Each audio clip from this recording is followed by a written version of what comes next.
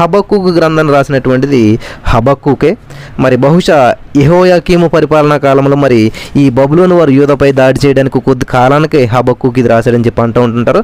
దీనికి ఆధారం ప్రూఫ్ ఏంటంటే మొదటి రాజుల గ్రంథం 24:1-2 మీరు చదివినట్లయితే అక్కడ విషయాలన్నీ మనం చూడవచ్చు.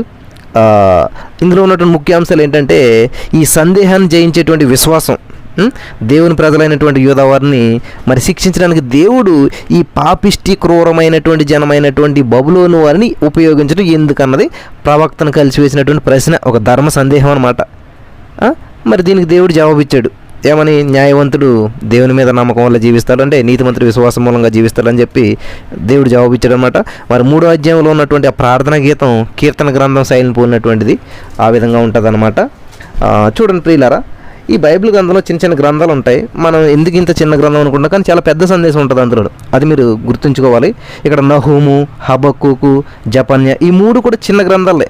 దీన్ని గ్రంథత్రయం అంటారనమాట. త్రయం అంటే 1 2 3 3 అంటే 3 కదా, త్రయం అంటే 3 అనమాట. కాబట్టి ఈ 3 గ్రంథాలను కలిపి గ్రంథత్రయం అంటారనమాట. కాబట్టి నహూము, హబక్కూకు, జపన్య అనేటువంటి ఈ గ్రంథత్రయంలో ఈ సామాన్య లక్షణాలు కొన్ని మనకు కనిపిస్తూ ఉంటుంటాయి అన్నమాట. ఈ మానవత పట్ల మరి దేవుని వైఖరిని ఈ 3 ప్రవక్తలు, ఈ 3 ప్రవక్తలు కూడా మనకి 3 ప్రత్యేక దృక్కోణాలతో మనకు సూచించారనమాట. వాళ్ళ కోణాలతోటి మానవుల పట్ల దేవునికి ఉన్నటువంటి వైఖరిని ఏంటన్నటువంటి వాళ్ళ భాషలో వాళ్ళు చెప్పారన్నమాట. వాళ్ళ దేవుడు వాళ్ళకి ఇచ్చిన ఆలోచన బట్టి మరికి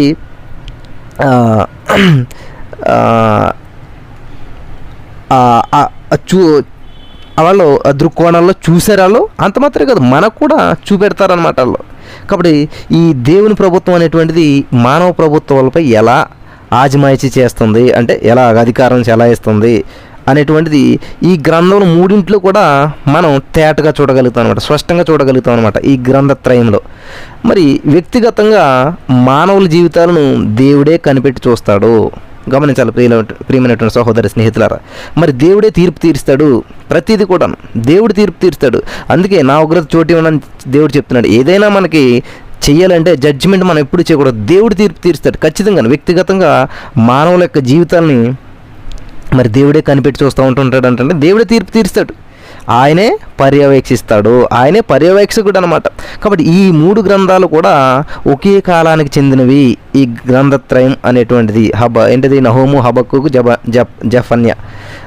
మరి ఈ యోషియా మరి యెహోయాకీము అనేటువంటి 2 రాజుల మధ్య మరి ఈ పరిపాలనా కాలంలో ఈ 3 గ్రంథాలు కూడా రాయబడినవి అనమాట. 2 రాజుల పరిపాలన మధ్యకాలంలో ఈ 3 గ్రంథాలు రాయబడినట్టు మనకి చరిత్ర చెప్తూ ఉంటుంటుంది. మరి అది ఇర్మియా సేవాకాలం కూడా మరి అని చాలామంది చెప్తూ ఉంటుంటారు అన్నమాట. మరి ఈ ఉత్తర రాజ్యం అప్పటికే చెరలోకి పోయింది, దక్షిణ రాజ్యం మరి చెరలోనికి పోవడానికి సిద్ధంగా ఉందన్నమాట. మరి ఏషియా తర్వాత ఈ దక్షిణాది మరి రాజులందరూ కూడా చెడ్డవారే. ఈ నహూము, హబక్య, జఫన్య మరి సరిగ్గా ఈ కాలం మరి ఈ ఈ ఇటువంటి కాలానికి చెందినటువంటి వారు, సరిగ్గా ఈ కాలానికి చెందిన ప్రవక్తలు అన్నమాట వీళ్ళ 3 కూడా. మరి ఈ 3 గ్రంథాల్లో కూడా కొన్ని ప్రత్యేకతలు ఉన్నాయి, గమనించాలి. నహూము పూర్తిగా ఏం చేయడంటే నినివే గురించే ప్రవచించాడు నహూము గారు. ఈ అష్షూరు మరి ఈ అష్షూరు సామ్రాజ్యానికి రాజధాని నగరమైనటువంటి ఈ నినివే మాత్రమే నహూము ప్రవచనాంశం అన్నమాట. గమనించాలి. మరి ఎందుకని 3 గ్రంథాలు చెప్తున్నామంటే అర్థమవుతుందని చెప్పి అంతా ఇంటర్లింక్ చేసి చెప్తూ ఉన్నాను, మీరు కొంచెం అర్థం చేసుకోవాలి. మరి దేవుడు ఎటువంటి వాడంటే న్యాయశీలి, నీతిమంతుడు, అలాగే ప్రేమమయుడు, నిష్పాక్షికమైనటువంటి తీర్పునిచ్చేటువంటి వాడు అన్నమాట. నిష్పాక్షికం అంటే ఏంటి? పక్షపాతం లేకుండా నిస్వార్థంగా నిజాయితీగా తీర్పిచ్చేటువంటి వాడు మన దేవుడు అని చెప్పి ఈ నహూము ప్రకటించాడు అనమాట. గమనించాలి, అర్థమవుతుంది కదండి. 3 గురించి చెప్పుకుంటూ ఉంటున్నాం. ఇప్పుడు ఇందులో నహూము గారు ఏంటి? ఆయన నినివే గురించే ప్రవచించాడు. మరి అష్షూరు సామ్రాజ్యానికి రాజధాని నగరమైన నినివే మాత్రమే ఆయన యొక్క ప్రవచనాంశం నహూము గారిది. ఈయనదేంటి? మన ఈ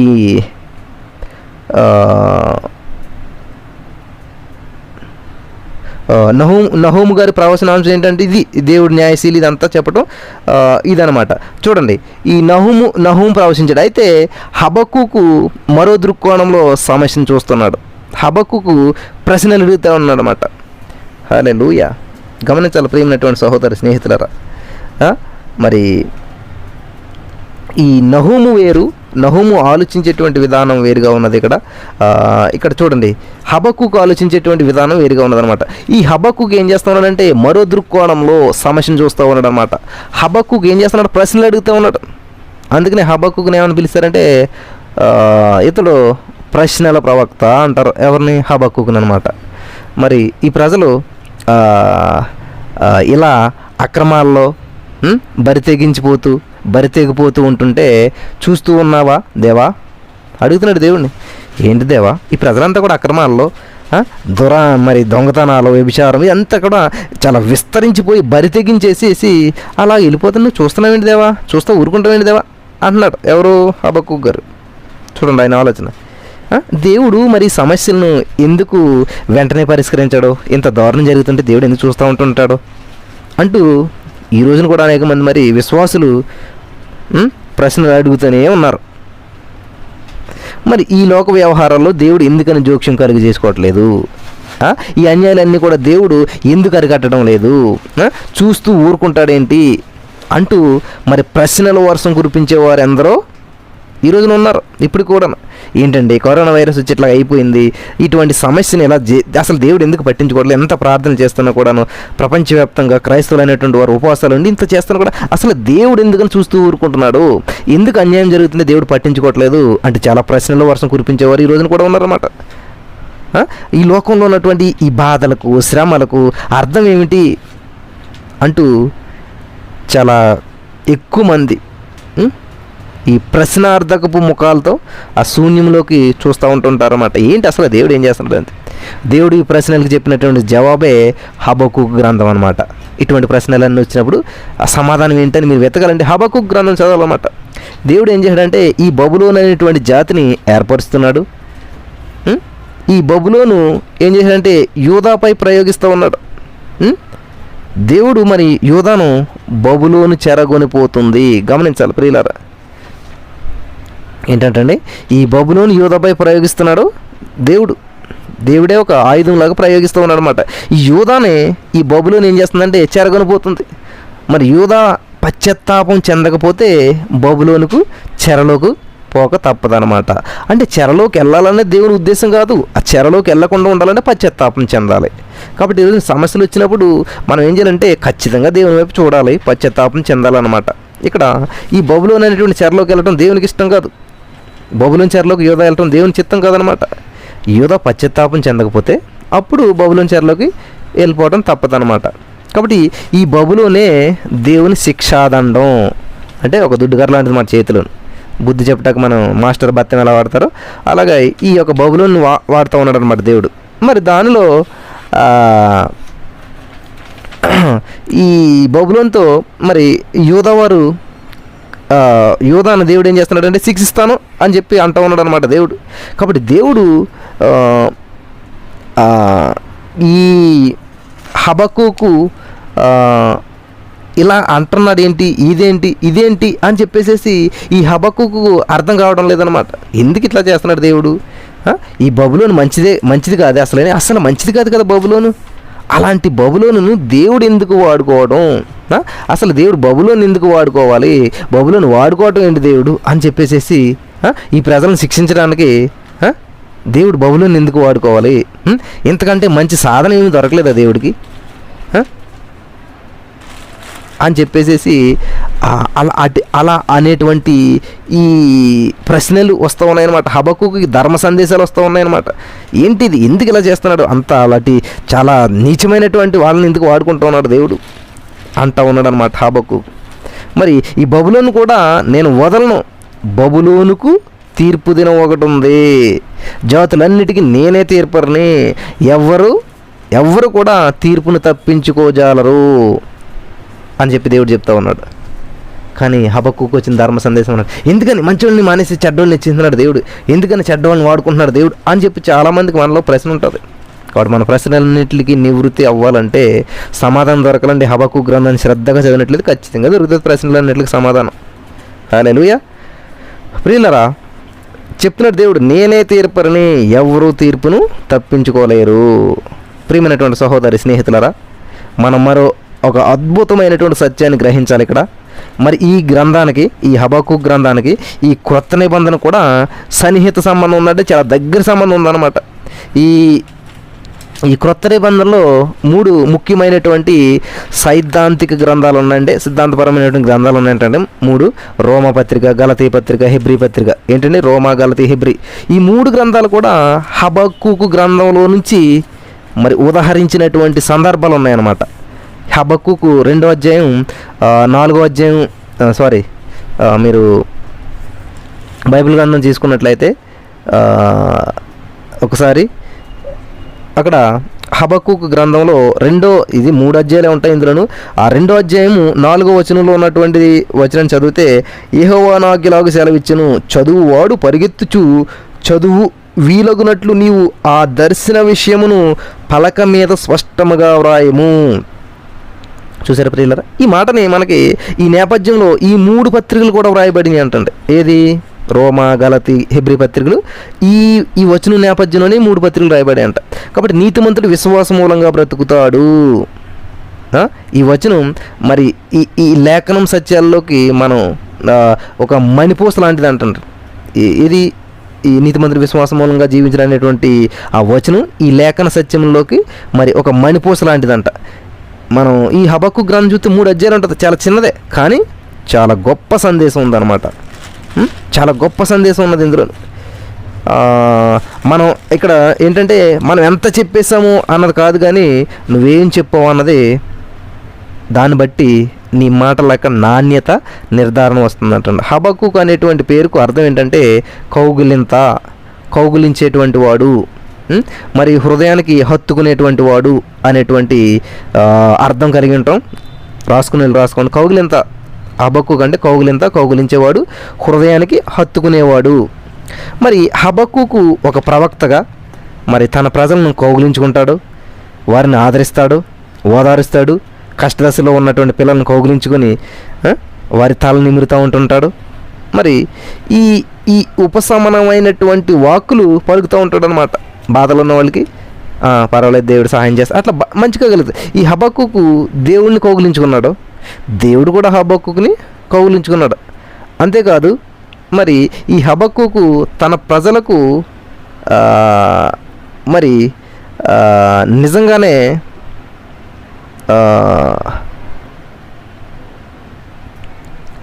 కౌగిలించేటువంటి మనిషి అనమాట. హబక్కూకు నిజంగా మరి కౌగిలింతల మనిషి అనమాట అని చెప్పి ఇక్కడ మనకి గ్రంథాలు తెలియజేస్తూ ఉన్నాయి. ప్రియమైనటువంటి సహోదరి స్నేహితులారా, చూడండి, ఈ హబక్కూకు అంటే ఏంటంటే కౌగిలింత, ఆలింగనం. మరి కొత్త నిబంధనలో థియోఫిలాస్ అనేటువంటి పేరు అచ్చం ఇలాగే ధ్వనిస్తూ ఉంటుంటుందంట. మరి థియోఫిలాస్ అనేటువంటి పేరు సేమ్ ఇలాగే ధ్వనిస్తూ ఉంటుంటుందంట. మరి దేవునికి ప్రియుడు, ఇతని వ్యక్తిగత జీవితం విశేషాలు మనకి అతడు చెప్పలేదు. హబక్కూకు గారి గురించి నేను ఎట్లా పుట్టాను, మా నాన్నది, మా ఊరు, ఏం చెప్పలేదు మాట ఆయన. కాబట్టి మనకు తెలియదు, అని చెప్పలేదు కాబట్టి మనకు తెలియదు అనమాట. యేసుక్రీస్తు ప్రభువు శిష్యుల్లో తోమా గారు ఉన్నారు కదా, ఆ తోమా గారిని చూడండి ఒకసారి.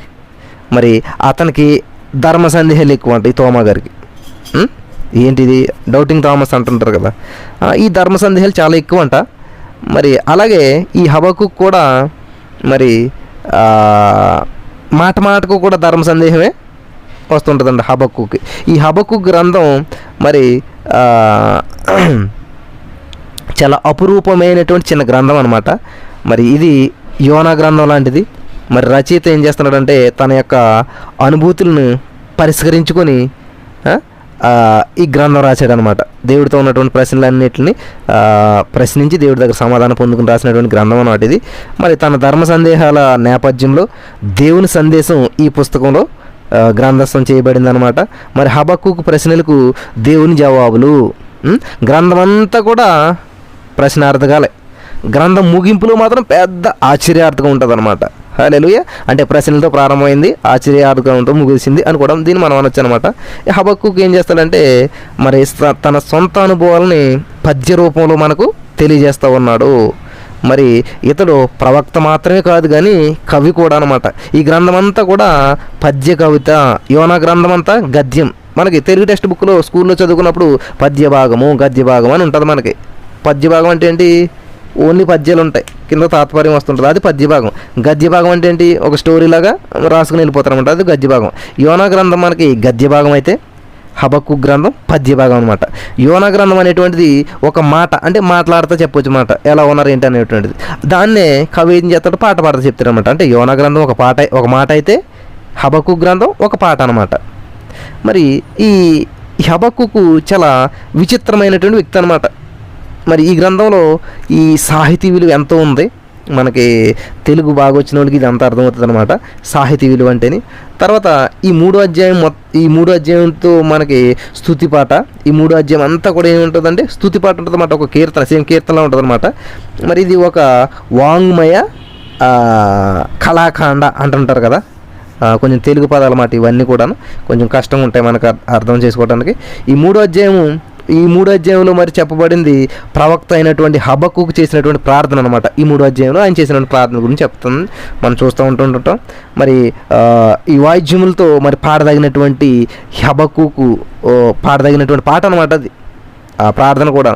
ఈ హబక్కుకు ఒక గాయకుడు, ప్రవక్త, కవి, బహుముఖ ప్రజ్ఞాశాలి. హల్లెలూయా, దేవునికి స్తోత్రం కలుగును గాక. ఇంకో విషయం ఏంటంటే ఈ హబక్కుకు గ్రంథం అనేటువంటిది విషాదంతో ప్రారంభమవుతుంది, మొదలవుతుంది, మహిమతో ముగుస్తుంది అనమాట. ప్రశ్నార్థకంతో మొదలవుతుంది, ఆశ్చర్యార్థకంతో ముగుస్తుంది. గుర్తుపెట్టుకోండి, ఎందుకంటే విషాదంతో ప్రారంభమైంది, మహిమతో ముగిసింది, ప్రశ్నార్థకంతో మొదలైంది, ఆశ్చర్యార్థకంతో ముగుస్తుంది అనమాట. మరి హబక్కుకు మాటలన్నిటిలో కూడా ఎందుకు అనేటువంటి ప్రశ్న కొట్టవచ్చినట్లు మనకి కనపడుతూ ఉంటుంటుంది. మరి దేవుడు ఈ లోకంలో చెడుగును ఎందుకు ఉండనిస్తూ ఉన్నాడో ఈ ప్రశ్నకు దేవుడు ఈ గ్రంథంలో జవాబు ఇస్తూ ఉన్నాడు అనమాట. ఈ లోకంలో అన్యాయం ఉన్నది, దౌర్జన్యం ఉంది, ఎందుకని దేవుడు మరి తగినటువంటి కాలంలో ఆ తగినటువంటి చర్య ఎందుకు తీసుకోవట్లేదు, అసలు దేవుడు ఎందుకు పట్టించుకోవట్లేదు, అన్యాయం జరిగిపోతున్నా అని అనుకుంటూ ఉంటుంటే తప్పకుండా తీసుకుంటాడంటండి దేవుడు. ఈ పాత నిబంధనలో మరి ఈ గ్రంథంలో ఉన్నటువంటి హబక్కుకు, కొత్త నిబంధనలో ఉన్నటువంటి తోమా, మరి ఆధునిక యుగంలోని మరి ఈ సగటు మనిషి అడిగేటువంటి ఎందుకు అనేటువంటి ప్రశ్నకు ఈ గ్రంథం ఎందుకనగా అంటూ జవాబుని ఇస్తూ ఉందన్నమాట. చూడండి, ఎవరు అడుగుతున్నారు, పాత నిబంధనలో ఉన్నటువంటి హబక్కు అడుగుతున్నాడు, మరి అలాగే ఈ కొత్త నిబంధనలో ఉన్నాడు తోమా అడుగుతున్నాడు. ప్రజెంట్ మనం అంటే past tense, present tense, future tense ఇవన్నీ కూడా ఇందులో వస్తాయన్నమాట. అప్పుడు హబక్కు అడిగాడు, తోమా అడిగాడు, ఇప్పుడు మనం కూడా అడుగుతున్నాం అన్నమాట. ఎందుకు అనేటువంటి ప్రశ్నకి ఈ గ్రంథం ఎందుకు అంటే ఎందుకనగా అంటూ జవాబిస్తుంది అనమాట. కాబట్టి మానవ జాతిని మరి వేధించేటువంటి ప్రాతిపదిక ప్రశ్న ఇది, ఎందుకు అనేటువంటిది. ఎందుకు చేయాలి, ఎందుకు అలా చేశాడు దేవుడు, ఎందుకు ఇలా చేశాడు అని మనం అడుగుతుంటాం కదా అంతా. అసలు ఎందుకు ఇది అయింది అని చెప్పి అంటుంటాం. ఆ ఎందుకు అనేటువంటి ప్రశ్నే ప్రాతిపదిక ప్రశ్న అనమాట. అది అన్ని ప్రశ్నలకు మూలం ఎందుకు అనేటువంటి ఈ దీర్ఘ ప్రశ్న అనమాట. నహూము గ్రంథంలో మరి దేవుని తీర్పు ఉంది, దేవుని ప్రేమ మనకు కనిపిస్తాడు. కాబట్టి ఈ నహూము గ్రంథంలో దేవుని తీర్పు ఉందంట. దేవుడు ప్రేమ కదా, ఎలా శిక్షిస్తాడో ఇది నహూము గారి ప్రశ్న. ఏంటంటే దేవుడు ప్రేమ కదా, గాడ్ ఈజ్ లవ్ కదా, దేవుడు ప్రేమ స్వరూపం అయినాడు కదా, అలా మరి ప్రేమ అయినటువంటి దేవుడు శిక్ష ఎలాగిస్తాడు, ఎలా శిక్షిస్తాడు అనేటువంటిది నహూము గారికి వచ్చినటువంటి ప్రశ్న. హబక్కుకు ప్రశ్న ఏంటంటే దానికి భిన్నంగా ఉన్నదనమాట. దేవుడు ఈ చెడుగును శిక్షించకుండా ఎందుకు మౌనంగా ఉన్నాడు అనేటువంటిదేమో హబక్కు గారి ప్రశ్న అనమాట. ఈ హబక్కు గ్రంథానికి మరి ప్రధానాంశం ఏంటంటే విశ్వాసము. గమనించాలి, హబక్కు గ్రంథంలో ప్రధానాంశం మనకి విశ్వాసం. హబక్కుకు విశ్వాస ప్రవక్త, నీతిమంతులు విశ్వాస మూలంగా జీవిస్తాడు. రోమపత్రికలో మనం చూసినట్లయితే ఒకసారి కొత్త నిబంధనలో ఉన్నటువంటి రోమపత్రికలో మనం చూసినట్లయితే దేవుని వాక్యం ఏం సెలవిస్తుందంటే 1వ అధ్యాయం 17వ వచనంలో మనం చూసినట్లయితే అక్కడ ఎందుకనినా చూసారా, నీతిమంతుడు ఎలా జీవిస్తాడు ఏంటంటే, ఎందుకనినా నీతిమంతుడి విశ్వాస మూలంగా జీవించునని వ్రాయబడిన ప్రకారం విశ్వాస మూలంగా అంతకంతకు విశ్వాసము కలుగునట్లు దేవుని నీతి దాని యందు బయలుపరచబడింది. నీతిమంతుడి విశ్వాస మూలంగా జీవిస్తాడు అని చెప్పి మనకు అక్కడ స్పష్టంగా దేవుని వాక్యం సెలవు చేస్తుంది. అదేవిధంగా గలతీ పత్రిక 3:11 చూసినట్లయితే, ధర్మశాస్త్రము చేత ఎవడను దేవుని నీతిమంతుడని తీర్పు తీర్చబడను సంగతి స్పష్టమే. ఎలాగనగా నీతిమంతుడు విశ్వాస మూలముగా జీవించును. హల్లెలూయా, దేవునికి స్తోత్రం కలుగును గాక. అదేవిధంగా హెబ్రీ పత్రిక మనం చూసినట్లయితే 10:38 చూసినట్లయితే, ఇక కాలం బహు కొంచెముగా ఉన్నది, వచ్చుచున్నవాడు ఆలస్యం చేయక వచ్చును. నా ఎదుట నీతిమంతుడైన వాడు విశ్వాస మూలముగా జీవించును. 38 నా ఎదుట నీతిమంతుడైన విశ్వాస మూలంగా జీవించను, కానీ అతడు వెనుక తీసిన ఎడల అతని యందు నా ఆత్మ సంతోషించింది. విశ్వాస మూలంగా జీవించును.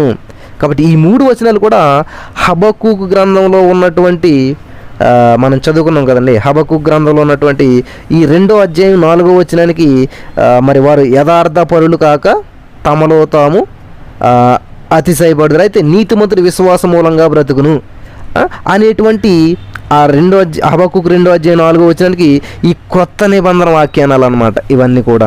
హల్లెలూయా. మరి హబక్కూకు ప్రశ్న, దేవుడు లోకంలో చెడుగును ఎందుకు ఉండనిచ్చాడు? దానికి దేవుని జవాబు ఏంటంటే, యూదాను శిక్షించడానికి దేవుడు కల్దీలను రేపుచున్నాడు. గమనించాలి.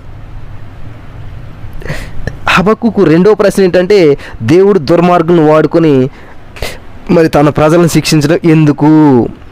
హబక్కూకు మరి ఈ రహస్య సమస్యలను దేవునికి రహస్య స్థలాలకు తీసుకువెళ్ళాడు అనమాట. దేవుని దర్శనం కోసం హబక్కూకు కనిపెట్టాడు. మరి దేవుడు ఈ మానవతను 2 వర్గాలుగా విభజించాడంట. ఓ గుంపేంటి, ఒక గ్రూప్ ఏంటి, పాపంతో నిండిపోయి నాశనం వైపు ఏం చేస్తున్నారండి, పరిగెడుతున్నారంట. ఓ గుంపు బాగా పాపంతో నిండిపోయి నాశనమై పరిగెడుతుందంట ఒక గుంపు. మరో గుంపు ఏం చేస్తుందంట, విశ్వాసం ద్వారా దేవుని దిశగా నడుచుకుంటూ వెళ్తున్నారంట నెమ్మదిగా. పాపంతో నిండిన పరుగులు తీస్తా నాశనమై పరుగులు పెడుతున్నారంట. వీళ్ళు దేవుని వైపు విశ్వాసంతో నడుచుకుంటూ వెళ్తున్నారంట నెమ్మదిగా. ఈ 2 గుంపులకు చెందినటువంటి ప్రజలు హబక్కూకు టైంలో కాదు, ఆదాం టైంలో కాదు, నిన్న నేడు నిరంతరం ఎల్లప్పుడూ కూడా కనిపిస్తున్నారు. ఈ హబక్కూకు 2వ అధ్యాయంలో ఒక ఉపమానం ఉంది. మరి కల్దీలు హతమవుతారు, దేవుడు లోకంలోని జాతులన్నిటి మధ్య సంచరిస్తున్నాడు. హల్లెలూయా. ప్రేమైనటువంటి సహోదరి స్నేహితులారు గమనించాలి. దేవుడు అంటండి లోకంలోని జాతులన్నిటి మధ్య సంచరిస్తూ ఉన్నాడు, పనిచేస్తున్నారు. మరి ఈ యొక్క దేవుని చిత్తమే జీవితాలన్నిటి పట్ల పూర్తిగా నెరవేరుతుంది. అందరి జీవితాల్లో నెరవేరుతుంది, అన్ని జాతుల్లో కూడా నెరవేరుతుంది అంటాను. దేవుడి చిత్తమే ప్రతి జాతులన్నింటిలో నెరవేరుతుంది అనమాట. కాబట్టి ప్రవక్తకు ఆనందం కలిగించే అంశం 3వ అధ్యాయంలో ఉందంటండి. హబక్కూకు ఒక ప్రవక్తగా ప్రార్థన చేస్తూ ఉన్నాడు. దేవుడు చెడుగును గూర్చి తగినటువంటి చర్యను తీసుకునటలేదు అనుకున్నటువంటి ప్రవక్త దేవుని జవాబుతో తృప్తి చెందాడు. హబక్కూకు ప్రార్థిస్తూ అన్నాడు, దేవా నీ కనికరం నీ కృప నాకు చాలు. దేవుని ప్రణాళిక అనాది సంకల్పం మరి హబక్కూకు గుర్తించాడనమాట. ఈ రక్షణ రథం మరి ఎక్కి దేవుడు ప్రయాణం చేస్తున్నాడు. హల్లెలూయా, దేవునికి స్తోత్రం. ఈ రక్షణ అనేటువంటి రథం ఎక్కే దేవుడు ప్రయాణం చేస్తున్నాడు. బాధ నుండి ఆనందంలోకి హబక్కూకు మరి ఆధ్యాత్మిక యాత్ర చేశాడనమాట.